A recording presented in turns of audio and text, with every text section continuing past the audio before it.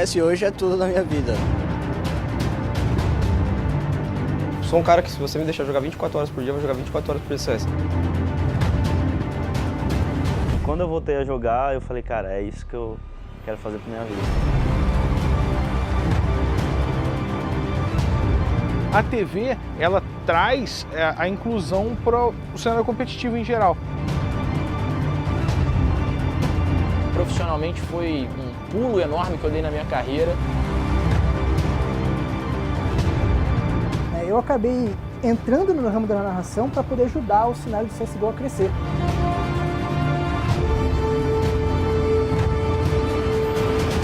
Please get ready. 3, 2, 1, take opener. Vamos dizer assim que eu comecei a jogar lá em 2003, assim, brincadeira, lan house, saí da escola e ir pra lan house. E depois de 1 ano, 2 anos já comecei a criar um timezinho, começamos a jogar. Eu ia diariamente para a Lan House, eu fiz muitos amigos naquela época, eu me aproximei muito do meu irmão, porque a gente jogava junto no mesmo time, então foi algo que fez muitas amizades para mim naquele momento da minha vida e que me tornou um cara consequentemente melhor socialmente. Muita gente pensa que no começo a gente ganhava muita coisa, muito dinheiro, e que era muito fácil as coisas, mas a gente sempre, correu muito atrás, sofreu bastante no começo. A gente gastou mais do nosso bolso do que a gente recebeu. Salário, apoio financeiro de passagem, hospedagem, de patrocínio. Ela existia, mas era pequeno, né? Era pequeno para você poder realmente viver do jogo. Você tinha muito pouca referência do que e de como fazer um campeonato e tudo mais, até que internacionalizou-se isso e aí a gente teve a SWC fazendo bons campeonatos e tudo mais. Era muito difícil poder jogar um campeonato lá fora. Então, tanto que em 2017 e 2007 a gente foi, mas foi a única vez que a gente conseguiu ir para fora para um campeonato mundial.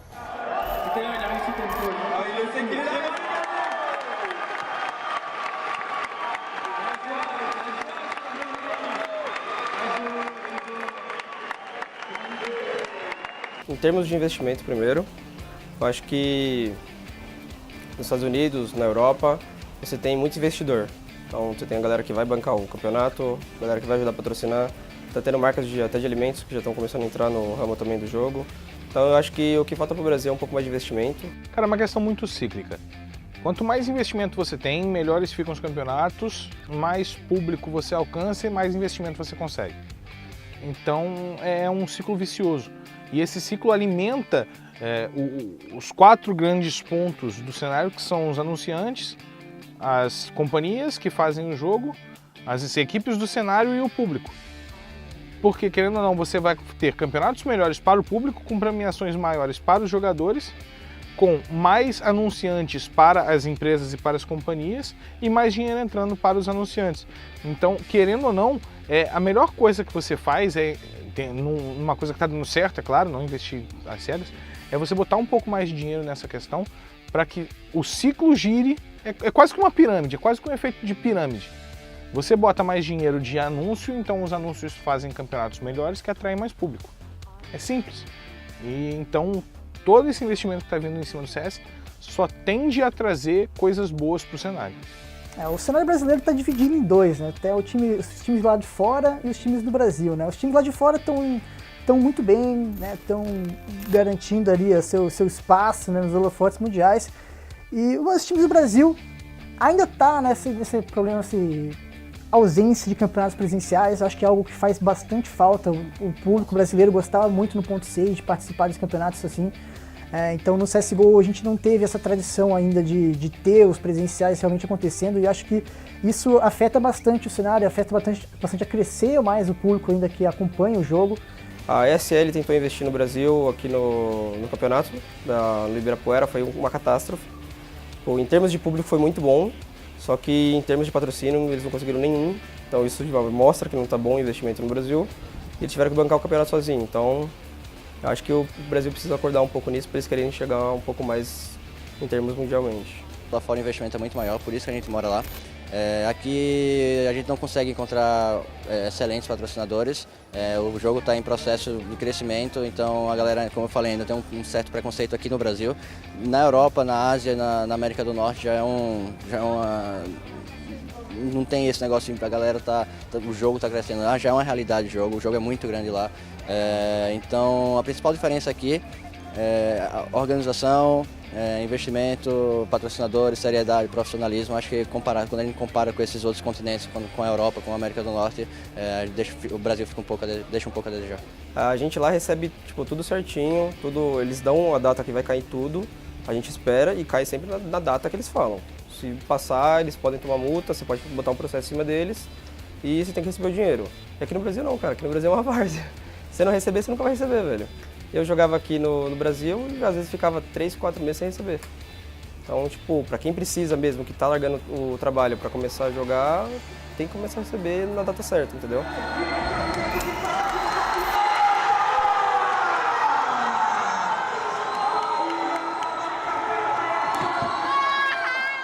Muito boa tarde, Brasil! Sejam muito bem-vindos! We are live! Estamos ao vivo, diretamente dos estúdios de número 1 aqui dos canais Esporte Interativo. Afinal de contas, hoje é uma data especial. É data da finalíssima da I-League, 10 semanas depois, 2 meses e meio depois, mais de 105 partidas depois. É hora da gente conhecer o grande campeão da I-League nessa primeira temporada. Campeão que sai daqui a pouquinho, né, num duelo europeu. Eu fui um dos caras que inicialmente esteve nas ideias, na idealização de como seria o projeto de esportes no esporte interativo. E logo de cara a gente bateu, olha, CS tem que estar, porque foi, querendo ou não, foi o jogo que tem um cenário competitivo desenvolvido que mais teve crescimento e que mais apareceu no Brasil por mais tempo, teve mais longevidade e que mais movimentou, galera. A importância de estar na TV, a primeira delas é a difusão do jogo, né, e do e-sport de um modo geral. Dessa paixão, desse universo que é gigantesco e não tem só um jogo, mas várias modalidades diferentes. E isso faz o quê? Isso traz novos adeptos, isso reforça a marca, isso faz com que as desenvolvedoras, né, as organizações construam mais campeonatos, desenvolvam novos jogos, façam jogos, criem jogos e games que sejam específicos e voltados para o cenário competitivo, porque vai ser atrativo para eles de maneira financeira e, consequentemente, vai ter mais gente jogando, mais usuários ativos no mundo. As redes televisivas entrando é um marco enorme. A gente sabe que é de lá onde todo mundo conhece, onde todo mundo vai ter acesso ao jogo, então é muito importante isso pra gente, a galera da televisão entrando.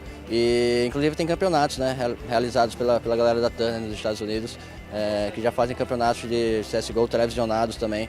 Então ajuda a quebrar essa barreira de preconceito também que a galera tem com jogos e também da questão da violência, né? A galera fala que o jogo é violento, etc. Uma série de coisas que vai sendo desencadeada com o sucesso dos esportes na TV. Então a gente acaba tendo campeonatos mais bem estruturados porque a TV exige isso. Então uma crítica muito grande a principalmente o cenário nacional é de que os campeonatos não tinham uma grande estrutura. E aí, às vezes, davam algum problema técnico que o campeonato durava um dia inteiro. Isso não pode acontecer com um campeonato que é televisionado, porque a TV tem uma grade de programação e aí, claro, vai cobrar da organização que a organização entregue esse campeonato no momento de começar os jogos e no momento de término dos jogos. Então, acho que isso acaba englobando também a estrutura nacional e, consequentemente, internacional para que melhore e caminhe junto mídia e organização de eventos, de jogos, próprio times e jogadores, enfim, acho que acaba sendo um ciclo só que torna tudo muito melhor para todo mundo. E a vitória vai sendo cada vez mais real. O Fallen pegando nos ares ali o Caesar. Olha o Guardian sobrevivendo aqui o gordinho. Vai aonde, Guardian? Vai aonde, Guardian? Vai direto pro inferno com a bala do Fênix. E a SK fecha a Train. Uma vitória magnânima do lado CT. 16-10. Aqui é Brasil. O tererê. SK até morrer. Assim, muitas das pessoas que vieram falar comigo diziam que sentiam falta de um narrador profissional abraçando o jogo. A gente tinha muitos narradores extremamente competentes fazendo e que ainda fazem, e fazem, na minha opinião, melhor do que eu, porque conhecem mais profundamente o jogo, vivenciam isso mais profundamente há mais tempo do que eu. Eu acabei entrando no ramo da narração para poder ajudar o cenário de CSGO a crescer. Porque naquela época, no final de 2013, início de 2014, o único narrador de CS do Brasil era o Fallen. Né? E todo mundo sabe que o Fallen queria jogar, ele era um dos melhores da época, ele continua sendo um dos melhores agora do mundo, né, naquela época do Brasil. Então ele não podia ficar jogando e narrando. Né? Só que as pessoas imaginam que por estar na televisão e por estar com um narrador profissional que dedicou ali a profissão dele, o ofício dele, para esse produto, eles acham que isso toma uma proporção, uma importância maior, né? Por que um cara que narra futebol, um cara que narra futebol americano, que narra basquete, que narra MMA, tá querendo narrar o nosso joguinho, né? E é sempre como eu digo, a gente dizem que é um joguinho, mas a gente sabe que é muito mais que isso. Cada vez mais você vai juntando pessoas, a galera vai chamando e fala assim, mano, esse cara é muito boa, pô, esse cara narra muito bem, vamos assistir. Então, pode ver, quando o Anders e o Semler entram pra narrar, a história é outra, cara. Todo mundo vai assistir porque todo mundo gosta da narração dele, entendeu? E eu acho que é assim que no Brasil também com outros atletas. Legal, bacana. Então acho que é um pouco disso, assim, não sei se a audiência talvez seja a palavra certa, mas muitas das pessoas dizem que faltava um profissional do ramo para colocar essa chancela de que realmente é um esporte, e acho que isso também corrobora com o fato das pessoas poderem defender com mais afinco. Tá na TV, tá num canal de esporte, tá com um narrador profissional de esporte fazendo, então profissionaliza mais a coisa, né? A gente vê reportagem, a gente vê grandes transmissões, a gente vê grandes eventos, a gente vê TV cobrindo, a gente vê um narrador profissional fazendo. Então, assim, acho que as pessoas ficam mais entusiasmadas com o fato de você ter um narrador profissional fazendo, e eu fico extremamente lisonjeado e feliz de ter sido pioneiro nisso, né? De ter sido o primeiro narrador profissional, um cara que tem isso como ofício, a narrar os jogos profissionais de esportes.